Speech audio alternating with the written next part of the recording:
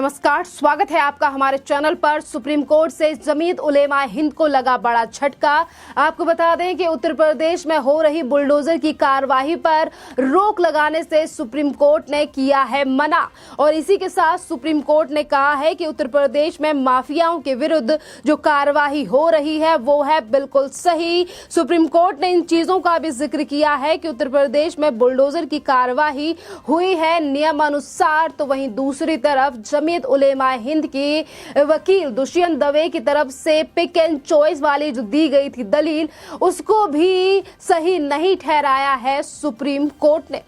दरअसल आपको बताते हैं कि ये पूरा मामला है क्या और आज किस मामले को लेकर सुप्रीम कोर्ट में हुई ये सुनवाई, जिस पर ये तमाम बड़े झटके लगे हैं जमीयत उलेमा हिंद के लिए। उत्तर प्रदेश में माफिया और दंगे भड़काने वालों के घर पर अभी योगी सरकार की तरफ से बुलडोजर से कार्यवाही की गई, जिसको लेकर जमीयत उलेमा हिंद की तरफ से सुप्रीम कोर्ट में लगाई गई थी याचिका। और कहा गया था कि उत्तर प्रदेश में सिर्फ मुस्लिम समुदाय के खिलाफ ही की जा रही है बुलडोजर से कार्यवाही। जिस पूरी याचिका को लेकर, मामले को लेकर उत्तर प्रदेश सरकार ने सुप्रीम कोर्ट में दिया था अपना जवाब और दाखिल किया था हल्फनामा। आपको बता दें कि उत्तर प्रदेश में जो कार्यवाही हो रही है इसी पर हल्फनामा दायर करते हुए सुप्रीम कोर्ट में उत्तर प्रदेश की पुलिस ने कहा कि अवैध निर्माण को गिराने के लिए तय कई कानूनी प्रक्रिया का पालन किया गया है और जितने भी निर्माणों के ऊपर अगर बुलडोजर से कार्यवाही की गई है तो या तो वो अवैध थे या फिर वो माफियाओं के थे। कानून के तहत ही ये तमाम कार्यवाही उत्तर प्रदेश में की गई है और सिर्फ माफिया और जिनके घर या फिर जिनकी संपत्ति अवैध है उन्हीं पर यह कार्यवाही की गई है। जिस तरीके से मुसलमानों का नाम लेकर एक राजनीति करने के लिए जमीयत उलेमा हिंद की तरफ से लगाई गई है ये याचिका, इसको तुरंत ही खारिज कर दिया जाए। जी हां, उत्तर प्रदेश सरकार की तरफ से जो हल्फनामा लगाया गया था सुप्रीम कोर्ट में, जहां एक तरफ तमाम तर्क दिए गए थे कि आखिरकार क्यों की गई है उत्तर प्रदेश में बुलडोजर से कार्यवाही, तो वहीं दूसरी तरफ जमीयत उलेमा हिंद की याचिका को खारिज करने की बात भी कही गई थी सरकार की तरफ से दायर हल्फनामे में। और ये भी कहा था कि किस तरीके से जमीयत उलेमा हिंद बचाने की कोशिश कर रहा है उन तमाम आरोपियों को, तमाम उन माफियाओं को जिनकी संपत्तियों के ऊपर योगी सरकार ने चलाया है बुलडोजर। और इसी के साथ हम आपको ये भी बता दें कि आज अगर उस पूरे मामले को लेकर सुनवाई हुई भी है तो जहां एक तरफ दुष्यंत दवे जो कि जमीयत उलेमा हिंद के वकील थे, उनकी तरफ से जब दलील दी गई तो उन्होंने भी इन चीजों का जिक्र किया और उन्होंने भी योगी सरकार को लेकर ये कहा कि योगी सरकार जो है उत्तर प्रदेश में बुलडोजर से कार्यवाही जो कर रही है वो सिर्फ एक विशेष समुदाय के ऊपर कार्यवाही की जा रही है। आपको बता दें, इसी पर जवाब देते हुए सॉलिसिटर जनरल तुषार मेहता ने कहा था कि देश में कोई अन्य समुदाय नहीं है, ना ही तो कोई विशेष समुदाय है, केवल भारतीय समुदाय है। और सॉलिसिटर जनरल तुषार ने कहा कि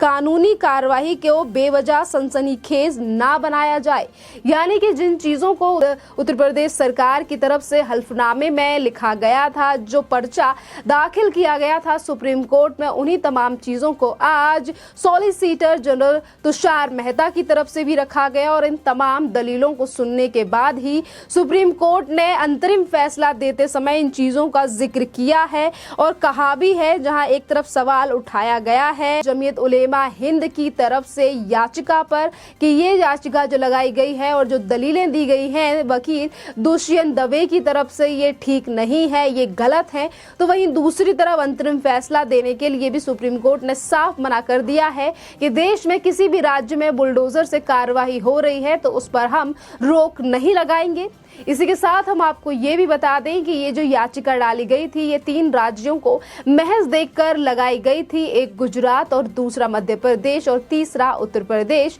उत्तर प्रदेश सरकार पहले ही सुप्रीम कोर्ट में इस पूरे मामले को लेकर, याचिका को लेकर अपना हल्फनामा दाखिल कर चुकी है सुप्रीम कोर्ट में। तो वहीं दूसरी तरफ मध्य प्रदेश और गुजरात की जो सरकार है अभी वो हल्फनामा दाखिल करेंगी सुप्रीम कोर्ट में। इन चीजों का जिक्र भी आज सुप्रीम कोर्ट की तरफ से किया गया है कि ये दोनों सरकारें भी जल्द ही अपना हल्फनामा डालें सुप्रीम कोर्ट में। खैर फिलहाल हम आपको ये भी बता दें कि आज अगर उत्तर प्रदेश में योगी आदित्यनाथ यानी कि उत्तर प्रदेश की जो सरकार है वो जीरो टॉलरेंस की नीति के साथ कर रही है काम, माफियाओं से लेकर और उत्तर प्रदेश में दंगा भड़काने वालों के खिलाफ ऐसे ही कार्यवाही सीएम योगी आदित्यनाथ की तरफ से लगातार की जा रही है। बात हम जमीयत उलेमा हिंद की करें या फिर असदुद्दीन ओवैसी या फिर तमाम और विपक्षी पार्टियां जिन्होंने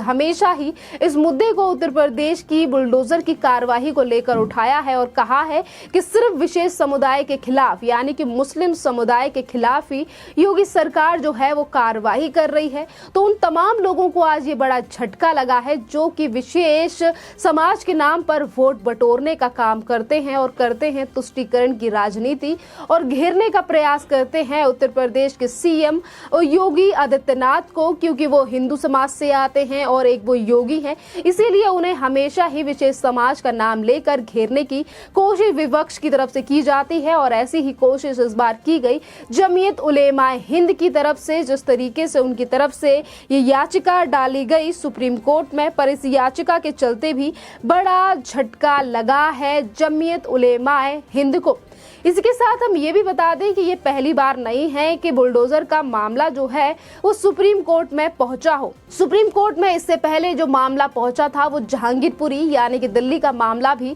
सुप्रीम कोर्ट में पहुंचा था और उस समय पर भी इन्हीं चीजों का जिक्र किया गया था कि जो कार्यवाही दिल्ली के जहांगीरपुरी में की जा रही है वो कानून के तहत नहीं की जा रही है और किसी को भी नोटिस नहीं दिया गया है। पर उस समय पर भी सुप्रीम कोर्ट ने पहले तो बुलडोजर की कार्यवाही पर रोक लगा दी थी कुछ दिन के लिए और उसके बाद भी सुप्रीम कोर्ट ने यही ऑर्डर पास किया था जिन चीजों का जिक्र आज सुप्रीम कोर्ट की तरफ से किया गया है कि हम बुलडोजर की कार्यवाही पर रोक नहीं लगा सकते। और देश की जनता ने भी देखा कि किस तरीके से जहांगीरपुरी में जो दंगाई थे यानी कि तमाम लोगों के नाम निकलकर सामने आए थे और कैसे यानी कि सोनू चिकना और तमाम बड़े नाम निकलकर सामने आए थे दिल्ली के जहांगीरपुरी से, और किस तरीके से दिल्ली पुलिस के ऊपर पत्थरबाजी की गई थी। स्पेशल टीम जब लोगों की गिरफ्तारी, आरोपियों की गिरफ्तारी करने पहुंची थी दिल्ली के जहांगीरपुरी और किस तरीके से पत्थरबाजी वहां पर की गई थी, इन तमाम चीजों को देखते हुए ही शायद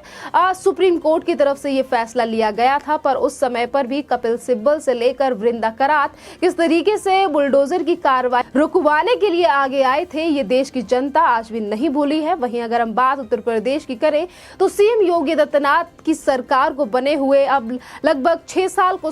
हो जाएंगे कुछ टाइम बाद, क्योंकि उत्तर प्रदेश में शुरू हो चुका है 2.0 सीएम योगी आदित्यनाथ का कार्यकाल और वैसे ही दुगनी गति से उत्तर प्रदेश में किया जा रहा है, धरा जा रहा है माफियाओं के ऊपर शिकंजा। और वहीं किस तरीके से गुंडे, माफिया और उत्तर प्रदेश के कानूनी व्यवस्था को बिगाड़ने वाले आरोपियों के ऊपर इसी तरीके की कार्यवाही की जा रही है सीएम योगी आदित्यनाथ की तरफ से। और इन चीजों का जिक्र भी किया गया आज हल्फनामे में जो दाखिल किया गया था सुप्रीम कोर्ट में उत्तर प्रदेश सरकार की तरफ से, और कहा गया था कि जिस तरीके से जमीयत उलेमा हिंद इस मामले को लेकर कोर्ट पहुंची है, ये उन लोगों को बचाने का प्रयास कर रही है, उन माफियाओं को बचाने का प्रयास कर रही है जिनके अवैध निर्माण या फिर सरकारी जमीन पर कब्जा कर कर बैठे हैं वो लोग, जिनके जमीन या जिस तरीके से उन्होंने घर बना रखे हैं। इसी के साथ इलाहाबाद में जिस तरीके से कार्यवाही की गई थी सीएम योगी आदित्यनाथ की सरकार के द्वारा,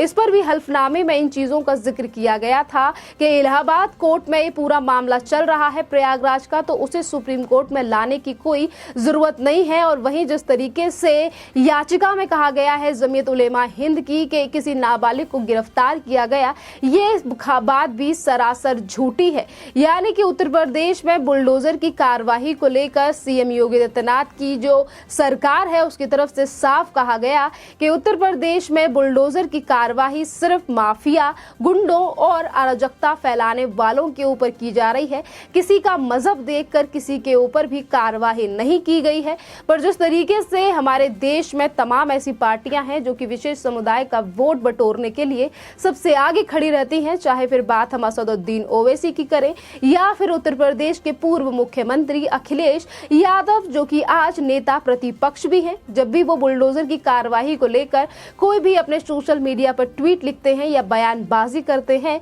वो भी हमेशा ऐसे ही तुष्टीकरण करते हुए नजर आते हैं और उनकी तरफ से भी इन मुद्दों को कई बार उठाया गया है और उन्होंने भी इन चीजों को कहा है कि सीएम योगी आदित्यनाथ जो हैं वो सिर्फ मुसलमानों के ऊपर कार्रवाई करते हैं, उनके ऊपर कार्रवाई की जा रही है, बुलडोजर से कार्रवाई की जा रही है। इतना ही नहीं बल्कि अखिलेश यादव ने तो ये तक कह दिया कि बुलडोजर के द्वारा नौजवानों को डराने का प्रयास करते हैं सीएम योगी आदित्यनाथ। पर आज जो सुप्रीम कोर्ट का फैसला सुना दिया है, सुप्रीम कोर्ट ने इस पूरे मामले को लेकर, बुलडोजर की कार्रवाई को लेकर, ये बड़ा झटका है उन तमाम लोगों के लिए जो कि राजनीति करते हैं बुलडोजर की कार्रवाई को लेकर। खैर अब देखना होगा कि अगर 10 जुलाई को इस पूरे मामले पर फिर से एक बार सुनवाई होनी है तो उस टाइम पर सुप्रीम कोर्ट का क्या फैसला होगा, सुप्रीम कोर्ट में क्या दलीलें रखी जाएंगी, इस पर भी सभी की नजरें अब टिकी हुई हैं। इस टॉपिक पर आपका क्या कहना है, आप हमें कमेंट करके जरूर बताइए।